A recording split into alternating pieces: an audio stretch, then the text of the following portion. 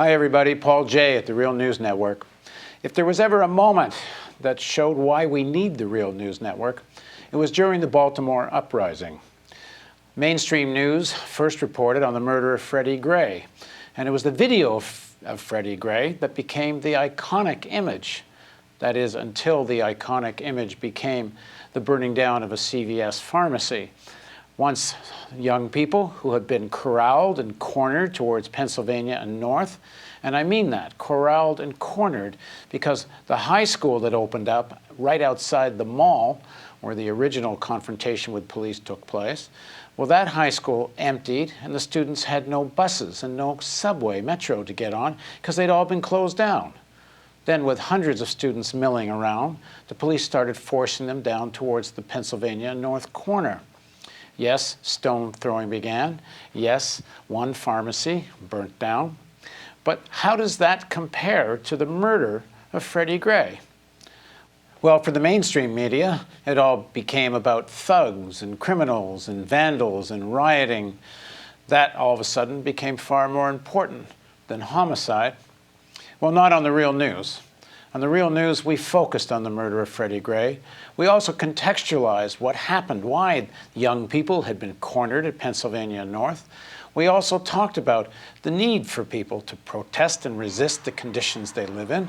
And we didn't just pay some lip service to the fact that there's poverty or chronic poverty in Baltimore, which occasionally you could hear as an underlying cause on places like CNN.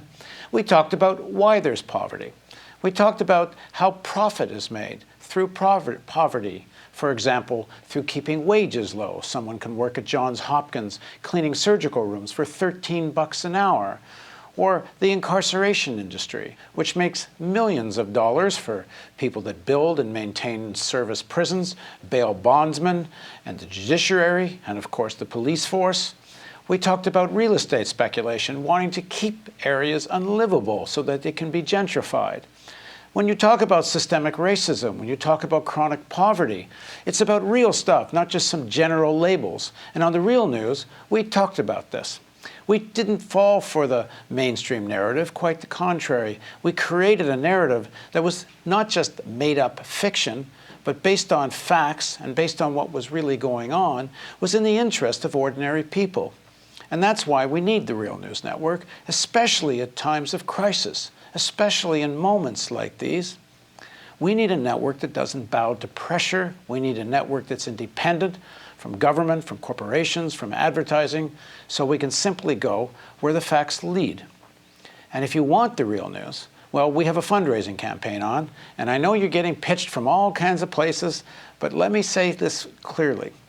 If we're going to achieve what we've set out to do in Baltimore, we can't do it without you contributing in this campaign and in other campaigns when we ask for support. Our basic funding does not cover the costs of the expansion in Baltimore. In fact, it doesn't cover the costs that we maintained covering the Baltimore uprising.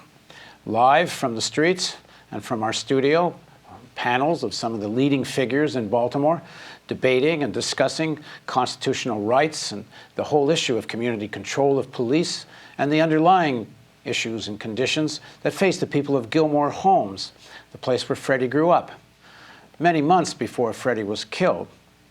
I don't think you'll find anything comparable with the breadth and depth of the coverage we've been producing during the Baltimore uprising and before it and since. We've been dealing with the issue of who owns stuff and who has power. Where will effective solutions really come from? Because at the Real News, we think the most important news we do is about effective solutions and how people can get organized for change. Our objective in Baltimore is to win the local news market, to break through to a mass audience. Imagine if the Real News was watched by tens of thousands of people in Baltimore at a moment like the Baltimore uprising. It would be a game changer. Well, that game changer, if it takes place in Baltimore, can also take place in other cities.